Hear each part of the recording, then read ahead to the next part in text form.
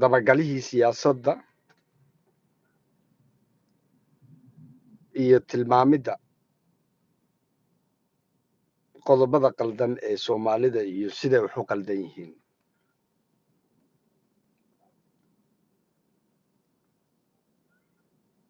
Maanta waxaan rabaa inaan ka hadlo dhowr arrimood.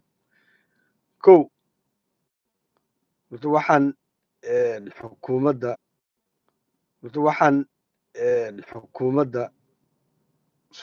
dowladda federaalka ee Soomaaliya waxaan ugu hambalyaynayaa haddii ay jirto u diididda loo diiday ee laga hor istaagay Mukhtaar Robow in uu ka mid noqdo musharax.